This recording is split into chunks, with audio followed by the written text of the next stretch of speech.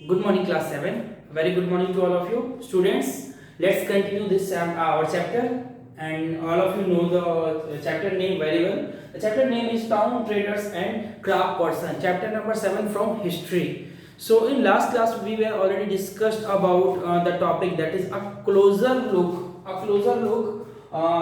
That is Hampi and Masulipatnam. Yes, Hampi के बारे में बेसिकली लास्ट क्लास में हम लोगों ने डिस्कस किया था और देखा था हम्पी जो है उसका कैसे जो आर्किटेक्चरल स्प्लेंडेड जो था हम्पी का, वो कैसे वहाँ का बनावट आर्किटेक्चर कैसी थी, बहुत ही शानदार कह सकते हैं, बहुत ही स्प्लेंडेड काइंड ऑफ वहाँ के जो जितने भी टॉम कह सकते हैं, उसके फोर्ट जितने भी थे, इंटायर एम्पायर जो था वहाँ का वो बहुत स्प्लेंडेड टाइप का था। ठीक है, इसके बारे में हम लोगों ने पहले ही डिस्कस किया था। वहाँ के आर्किटेक्चर सारी जो बनावट थी बहुत ही एक स्पेशल टाइप की थी, जिसका हम लोग लास्ट क्लास में डिस्कस कर चुके थे। But today we are actually going to discuss the topic with a gateway to the west, that is Surat. A gateway to the west, that is सूरत।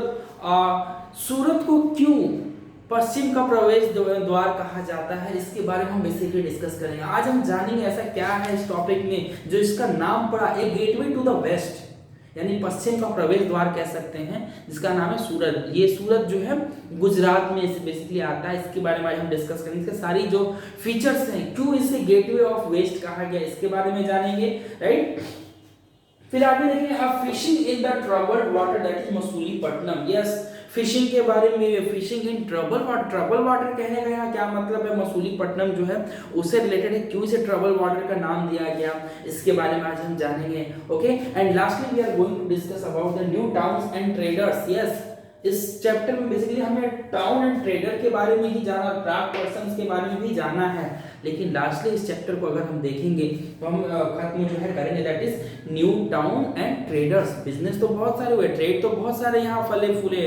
अगर हम्पी की बात करें, आगे बात करें मसूलीपट्टनम की, तो यहाँ तो बहुत सारे ट्रेड देखने को मिले। क्राफ्ट अलग अलग सिटी में देखने को मिले, उसके स्प्लेंडेड आर्किटेक्चरल स्टाइल भी देखने को मिले हमें प्रीवियस टॉपिक में।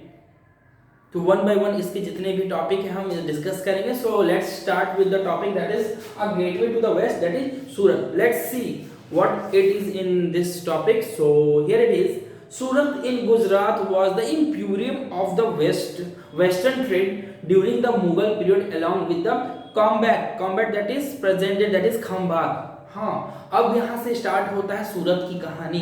कह रहा Surat in the Gujarat is imperium of western trade. कह सकते हैं कि ये इंपीरियम है, यानी कि कह सकते हैं बहुत बड़ी दुकान है वेस्टर्न पश्चिमी ट्रेड जितने व्यापार थे उसकी सबसे बड़ी दुकान कोई था तो वो था सूरत। और कब? During the Mughal period. Mughal period में ये बहुत ही इंपॉर्टेंट प्लेस माना जाता था ट्रेड के लिए, और इसे ये हम इंपीरियम का नाम दिया गया था। डेफिनेटली कह सकते हैं बहुत बड़ा दुकान जहाँ हर तरह की चीजें कह सकते हैं अवेलेबल हो। राइट, फिर कहते हैं and somewhat later Ahmedabad. Surat was a gateway to for trade with West Asia via the gulf of Ormuz. हाँ, सूरत जो था वो कह सकते हैं कि व्यापार का केंद्र हुआ करता था। Surat was the gateway for them, या फिर प्रवेश द्वार कह सकते हैं व्यापार का। ठीक है, विद द वेस्ट एशिया, यानी कि पश्चिमी एशिया की बात कर रही है, गल्फ ऑफ ऑर्मुज, ऑर्मुज की खाड़ी होते हुए पूरी पश्चिमी एशिया की अगर बात करें तो सूरत ही वहां का मेन ट्रेड सेंटर हुआ करता था, गेटवे फॉर द ट्रेड हुआ करता था सूरत, जो कि गुजरात में आता है। फिर कह रहा है Surat has also been called a gate of Mecca. Gate of Mecca भी कहा जाता है। क्यों गेट ऑफ मक्का क्यों कहा था, इसका नाम क्यों दिया गया सूरत को इतना स्पेशल नाम? Because many pilgrim ships set sail from here. Okay, ये कारण था कि सूरत को मक्का कहा जाता था। कह रहा है गेट टू मक्का, मक्का इसलिए सूरत को गेट टू मक्का इसलिए, यानी कि यहाँ मक्का का गेट इसलिए कहा था, यहाँ की अलग अलग Pilgrim ship set from here, अलग अलग जो तीर्थयात्री थे उनके भी जो शिप जो होते हैं यहाँ से रवाना किए जाते थे अलग, इसलिए कह सकते हैं कि इसको हम also Surat has also been called as the gate to Mecca. Mecca तक का गेट इसे माना जाता है क्योंकि अलग अलग प्रांतों से आए हुए जितने भी पिलग्रिम्स थे, तीर्थयात्री थे, ये सब इनकी जितनी भी शिप्स हैं सूरत से ही रवाना की जाती थी, क्योंकि सूरत तो बहुत बड़ा ट्रेड सेंटर के तौर पे भी देखा गया था मुगल पीरियड में, जैसा कि अभी हमने देखा।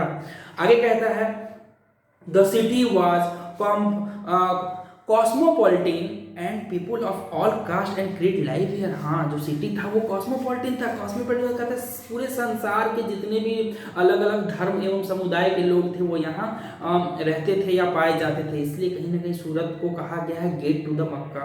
Okay, in the 17th century the Portuguese, Dutch and English had their factory and warehouse at Surat. 17th century की बात करें तो इतने अलग अलग कंट्रीज के यहाँ पे वेयर हाउस यानी कि कह सकते हैं स्टोर हाउस, वेयर हाउस या सामान रखने का ऐसा कोई जगह कह सकते हैं, क्योंकि ट्रेड सेंटर भी हुआ करता था। किस किस के? पोर्तुगीज के, डच के और इंग्लिश के। यहाँ पे फैक्ट्रीज के जो वेयर हाउस यहाँ हुआ करते थे वो सूरत में अक्सर पाए जाते थे। कहता है according to the English chronicle Ovington who wrote an account of the port in 1689। जो ओविंगटन थे वो क्रॉनिकल थे यानी कि वो बहुत बड़े जानकार थे, उन्होंने एक अकाउंट इस पोर्ट के बारे में लिखा 1869 में। On average of 100 ship of different countries, I repeat once again, on average 100 ship is of different countries could be formed anchored at the port of any given time. मतलब लगभग 100 से भी ज़्यादा कंट्री के जो पोर्ट है, ships हैं यहाँ पे एक समय पे आके स्थापित रहते थे, उनको यहाँ से सहारा मिलता था। कहीं से भी आए वो सूरत में स्टे किए, यहाँ पे अपना ट्रेड को अकड़ करके ट्रेडिशनल एक्टिविटी कह सकते हैं वो अकड़ करके फिर यहाँ से वो आगे की ओर प्रस्थान करते थे। तो कहीं ना कहीं सूरत बहुत ही इंपॉर्टेंट था and yes that's why we can say that a gateway to the west that is Surat. There were also a separate retail in wholesale shop selling cotton textile। एक खास बात और थी यहाँ पे कह रहा है there were also a several retail and wholesale। यहाँ पे बहुत सारे retail and wholesaler शॉप थे जो कि बेसिकली कॉटन टेक्सटाइल यानी कि सूती के कपड़ों का व्यापार करते थे। The textile of Surat way are famous for their gold lace border that is zari and had market in the West Asia. आपने अक्सर सुना होगा जड़ी वाले कपड़े यानी जड़ी वाली साड़ियाँ अक्सर आपने सुना होगा। तो यहाँ का सबसे फेमस था, सूरत में कुछ था तो वो जड़ी वाली कपड़े हुए करते थे। Textile of Surat way are famous for their gold lace यानी कि सोने की जड़ी कह सकते हैं, लेस मतलब कि उसके बॉर्डर पे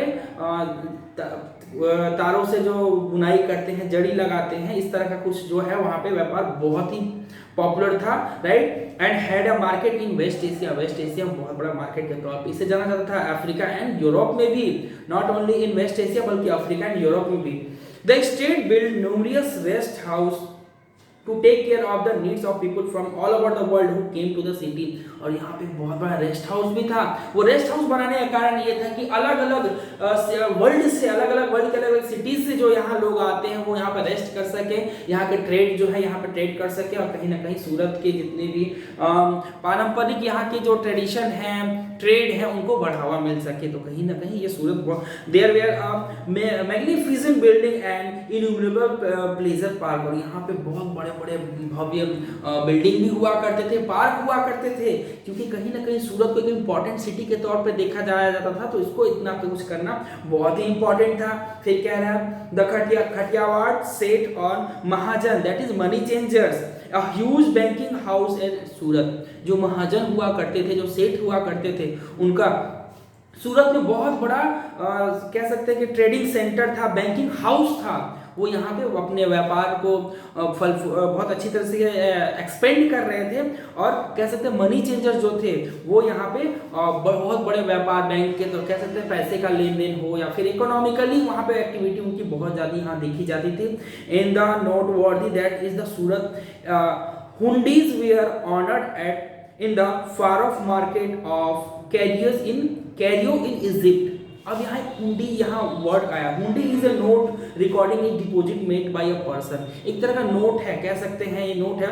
इन इट इज नोट वर्दी, ये उल्लेखनीय है, देखने वाली बात ये है that is the Surat hundis were honoured in far off market. Surat के जो हुंडीज थे, जो यानी हुंडीज यानी इस तरह का नोट या रिकॉर्डिंग कह सकते हैं, डिपॉजिट नोट कहते हैं। It is a note recorded और deposit made by a person. कोई पर्सन इसे तैयार करता है। The amount deposited can be claimed in another place by presenting the record of the deposit. Okay, एक तरह का डिपॉजिट हुआ करता था। आप इसमें कुछ पैसे डिपॉजिट करके इस रिकॉर्ड को, हुंडीज को कहीं और जाके दिखाओगे तो कहीं ना कहीं आप वहां से भी उसका बेनिफिट ले सकते हो। तो वही कह रहा है कि सोचने वाली बात है, उल्लेखनीय बात तो ये है कि ये जो सूरत के जो हुंडीज हुआ करते थे were honoured in the far off market, कहीं दूर दराज मार्केट में भी उनका ऑनर नहीं था ऑफ कैरियो इन इजिप्ट, यानी कैरियो इन इजिप्ट की बात करें, बर्सा in Iraq and Antwerp in Belgium, इन जगहों पर भी इसका उतना ही ऑनर, इतना ही सम्मान, उतना ही रिस्पेक्ट था, कह सकते उतना ही वैल्यू था कि फार ऑफ मार्केट में भी इसकी बहुत ज़्यादा प्रचलन हुआ करता था। However Surat began to decline toward the end of the 17th century, एक नया वर्ड यहाँ देखने को मिला। इन सब के बावजूद भी फिर भी कह सकते हैं सूरत बिगेन टू डिक्लाइन। अब आप इमेजिन कर सकते हो जो शहर, जो टाउन इतना बढ़ चढ़कर मतलब पार्टिसिपेट करता था ट्रेड में, इकोनॉमिक, फाइनेंशियल एक्टिविटी में, वो एक समय आया कि वो डिक्लाइनिंग की ओर बढ़ने लगा, यानी पतन की ओर बढ़ने लगा, नीचे जाने लगा। कैसे? कह रहा Surat began to decline toward the end of the 17th से 17वीं शताब्दी के अंत तक ये डिक्लाइन होने लगा। क्यों? This was because of many factors. कौन कौन से फैक्टर्स जरा देखते हैं। The loss of markets and productivity, the loss of market and productivity, market का लॉस यानी कि मार्केट में जो भी जो प्रोडक्ट होते थे उसका कहीं ना कहीं नुकसान हो रहा था, उसकी भरपाई नहीं हो पा रही थी, या फिर यूँ कहते थे ट्रेड एकाएक कम हो गया था। ठीक है, because of the decline of Mughal empire. Okay, reason is that Mughal empire जैसे कि ईस्ट इंडिया कंपनी हमारे यहाँ आने लगी, अपना पावर स्ट्रांग करने लगी, और मुगल एम्पायर जो है वो डिक्लाइनिंग की ओर बढ़ने लगा, उसका प्रभाव यहाँ के मार्केट पे भी पड़ा, कहीं ना कहीं यहाँ का मार्केट भी प्रभावित हुआ उससे। कह रहा control of the sea routes by the Portuguese and competition from the Bombay present day Mumbai where the English East India Company shifted it headquarter in 1688। हाँ, यानी कि सी का जो रूट था उस पर कहीं ना कहीं मुगलों का पकड़ बहुत ही कमजोर पड़ गया था। Control of the sea routes by the Portuguese जो है उनका कंट्रोल बढ़ गया था, and competition from the Bombay से कहीं ना कहीं कंपटीशन होने लगा था सूरत का, क्योंकि बॉम्बे में भी मुगल, आप सब जानते हो ईस्ट इंडिया कंपनी कहीं ना कहीं बॉम्बे में भी अपना उस समय उनका एक्टिविटी बहुत ज़्यादा देखा गया था, जो कि प्रेजेंट डे मुंबई में है। Where the English East India Company shifted its headquarter in 1688, अपने हेडक्वार्टर को वहाँ पे जो ईस्ट इंडिया कंपनी था उसने शिफ्ट कर दिया अपने हेडक्वार्टर्स को, तो कहीं ना कहीं उसकी तुलना, उसकी कंपटीशन बॉम्बे से होने लगी और मुगलों का पकड़ कम होने लगा, जिसमें पोर्तुगीज जो है उनका पकड़ सी रूट पे बहुत ज़्यादा, इसका प्रभाव सीधे सूरत के व्यापार पर पड़ा था। आगे कहता है today Surat is bustling commercial centre. No doubt आज भी सूरत जो है वो कॉमर्शियल सेंटर के तौर पर देखा है आपको, बहुत ज़्यादा हलचल होती है, वहाँ पे चहलकदमी होती है, चहल पहल रहता है। लेकिन एक समय ऐसा भी आया था जब सूरत जो है डाउनवर्ड की ओर यानी डिक्लाइनिंग की ओर बढ़ने लगा था। आगे देखते हैं, अगला है fishing in the troubled water, that is Masulipatnam. अब ये जो है थोड़ा अलग है, इन सबसे हट के जरा देखते हैं इसमें क्या दिया हुआ है। फिशिंग इन ट्रबल्ड वाटर्स, ठीक है। अब क्यों ऐसा हुआ, क्या रीजन है, देखते हैं। द टाउन ऑफ मसूलीपट्टनम और मछलीपट्टनम, इसका नाम मसूलीपट्टनम भी और मछलीपट्टनम के नाम से भी जाना जाता है।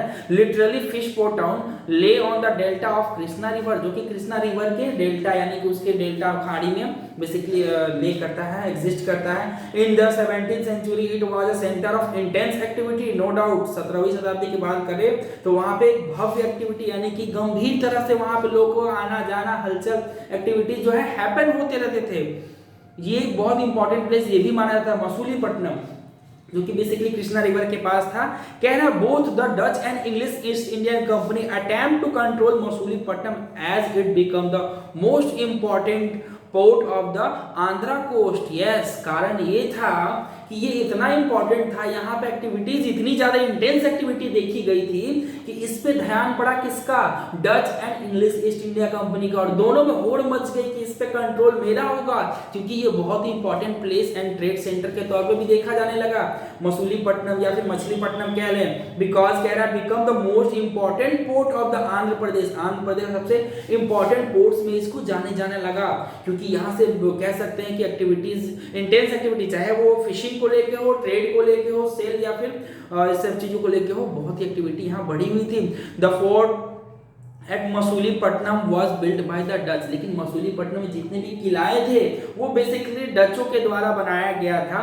The Qutb Shahi ruler of Golconda imposed royal monopolies on the sale of textile. अब आगे बात करते हैं, इसके आगे जरा बढ़े तो यहाँ कहता था कुतुब शाही रूलर जो थे वो गोलकुंडा गोलकुंडा एक प्लेस है, वहां के जो कुतुबशाही रूलर थे impose royal monopolies on the sale of textile के सेल पर उन्होंने अपने मनमानी कह सकते हैं कि एक तरह का नियम कानून सौंप दिया। अब वो किस तरह के थे?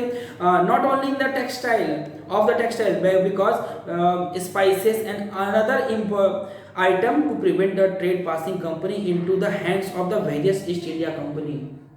वहाँ के जो शाही थे उन्होंने अपने मोनोपोली यानी अपनी मनमानी नियम कानून तौर तरीके जो है इस पे थोप दिए उन्होंने, ठीक है। और कह रहा है किस पे? टेक्सटाइल पे, स्पाइसेस पे and other item to prevent the trade passing, और अदर आइटम पे किस लिए? ताकि जो वहाँ के ट्रेड है उसको प्रिवेंट किया जा सके, to passing completely into the hand of various East India Company, जो कि अलग अलग तौर तरीके से ईस्ट इंडिया कंपनी के हाथों से होकर गुजरती थी।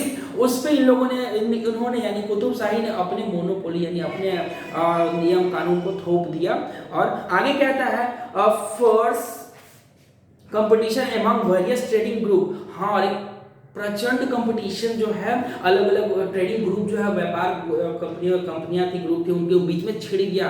अब किस तरह का कंपटीशन था देखते हैं। The Golconda nobles, Persian merchant, Telugu Komati and Chettis and European traders made the city popular and prosperous. इन लोगों ने मिलकर सिटी को बहुत ही पॉपुलर एंड प्रोस्पीरियस बना दिया था, बहुत ही समृद्ध बना दिया था, क्योंकि वो सब जानते थे एक ऐसा सेंटर है जहाँ पे व्यापार का बहुत बड़ा स्रोत है, यहाँ से व्यापार आसानी से किया जा सकता था। कावेरी नदी के बगल में जो जगह था उसके बारे में बात कर रहा है। As the Mughal began to extend their power to Golconda, their representative the governor Mir Jumla who was the also merchant begin to play off the Dutch and English against to each other। अब यहाँ पे एक नया गेम स्टार्ट हो गया था। जैसे जैसे मुगलों का पकड़ स्ट्रॉन्ग होता जा रहा था, या फिर कह सकते हैं कि As the Mughal begin to extend their power, मुगलों ने अपने पावर को एक्सटेंड करने की शुरुआत जहां से की, जैसे से उन्होंने अपने पावर को एक्सटेंड किया, यहाँ पे to the Golconda their representative, अपने रिप्रेजेंटेटिव के थ्रू उन्होंने गोलकुंडा जो था उस पर अपने पावर को एक्सटेंड किया, जिसमें से एक था द गवर्नर मीर जुमला जो वहां का गवर्नर हुआ करता था उसके थ्रू। तो आगे कहता है मीर जुमला जो था उसने क्या किया, वो खुद भी एक मर्चेंट था और उसने एक तरकीब लगाई। जैसे ही वहाँ के जो कह सकते हैं मुगलों ने अपने पावर शासन को बढ़ाने, एक्सपेंड या अपने पकड़ को, अपने कंट्रोल को बढ़ाने की कोशिश की, वो जो मीर जुमला था वो भी एक मर्चेंट हुआ, उसने क्या किया, begin to play off the Dutch and English against to each other. English और डचों को क्या किया, आपस में भिड़ा दिया, उसने लड़ा दिया किसी न किसी तरकीब से, चाहे वो लालच देके या किसी अदर एंगल से कह सकते हैं, ठीक है, to each other. In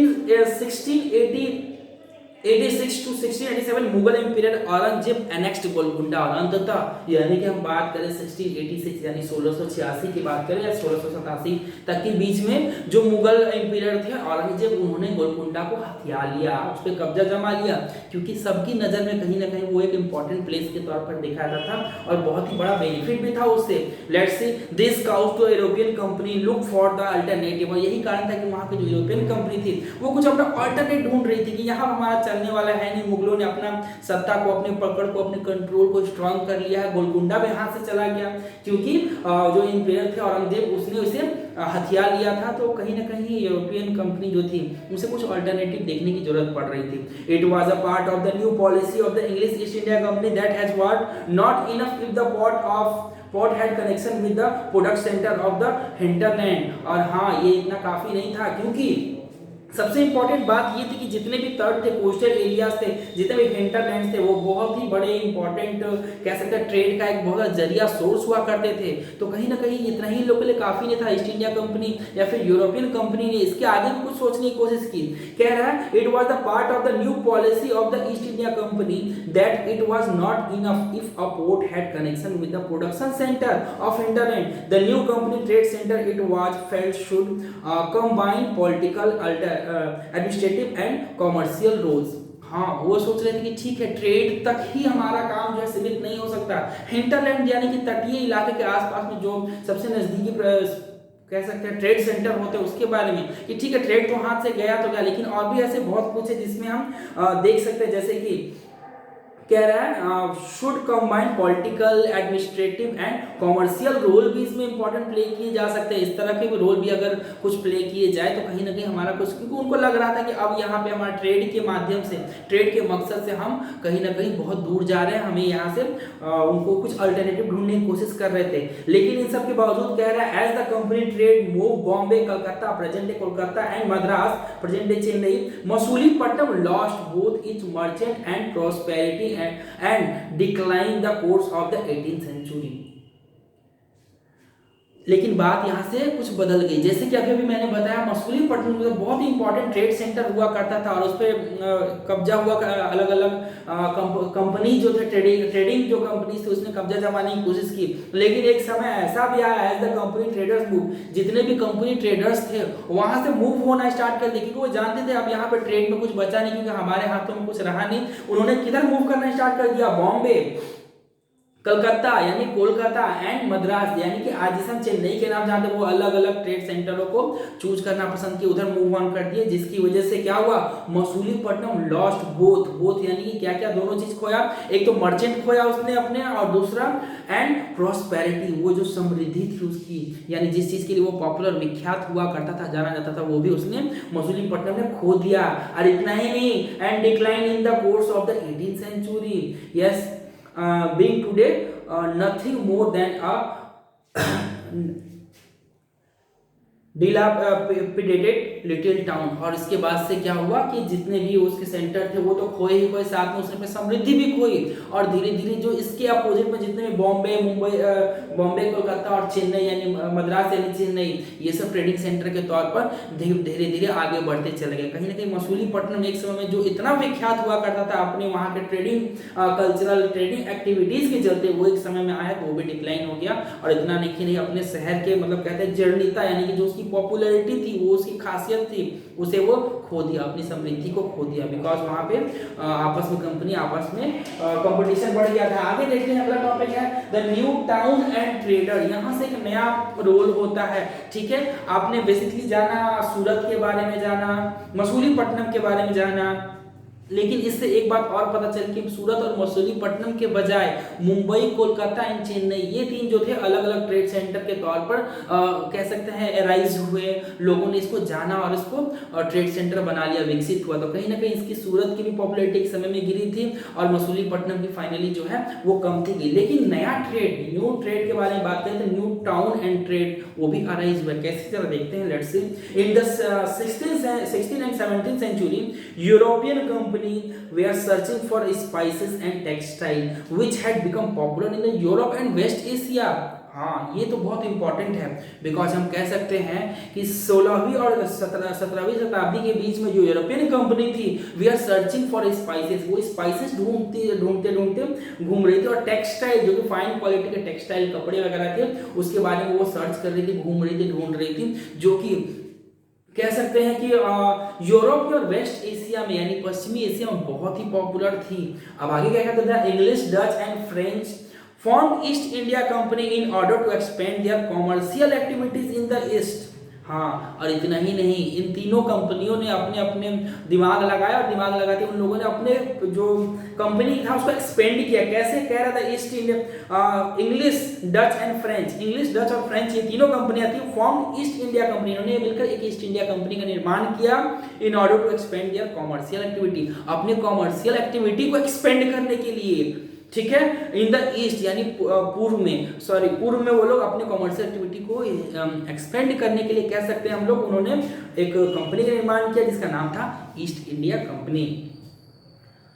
initially great Indian traders like Mulla Abdul Ghafur and Bridgeboro who owned a large number of ships competed with them। और हाँ, इन लोगों जो थे, जैसे कि ये बात करें तो मुल्ला अब्दुल गफूर जो थे और ब्रिजबोरा है who owned a large number of ships, जिनके पास बड़ी बड़ी संख्या में शिप हुआ करती थी, ठीक है, who owned a large number of ships competed with them, उनको compete करना कहीं ना कहीं बनता था। However the European company used their naval power to gain control of the sea trade and force Indian trader to to their agent. लेकिन बाद में आगे चल के जो ये कंपनियां थी यानी ईस्ट इंडिया कंपनी अपने नेवल पावर यानी नेवी समुद्री पावर का इस्तेमाल करते हुए उसने क्या किया, सारे ट्रेडर्स उस पे पहले तो उस रास्ते पे उस जगह पे कब्जा अपनाया to gain the control of sea trade, यानी कि व्यापार के जितने भी समुद्री व्यापार थे उस पे उसने अपना कब्जा जमाया ईस्ट इंडिया कंपनी ने। और इतना ही नहीं, वहां के जो व्यापारी थे उसे फोर्स किया to force Indian traders to work their as agent, यानी कि उन्होंने इंडियन ट्रेडर को फोर्स किया कि अब आप ट्रेडर नहीं एज ए एजेंट, यानी मेरे लिए आप काम करोगे, मेरे व्यापार को बढ़ावा दोगे, मेरे व्यापार में आप सहभागी बनोगे, सहभागी नहीं एज अ एजेंट आप काम करोगे। कह सकते हैं ultimately the English emerge at more successful commercial and political power in subcontinent. और आगे चल के हुआ वही, इंग्लिश यानी कि कह सकते हैं कि वो जो कंपनी थी emerge as the most successful commercial and political power. Commercial power तो बढ़ा ही, साथ साथ पॉलिटिकल पावर भी इंग्लिशों का बढ़ा पूरे सब कॉन्टिनेंट में। तो इस तरह से उन लोगों ने अपने कदम बढ़ाने स्टार्ट किए। और आगे देखते हैं, the sprout in demand of goods like textile lead to a great expansion of the craft and spinning, weaving, bleaching, dyeing etc.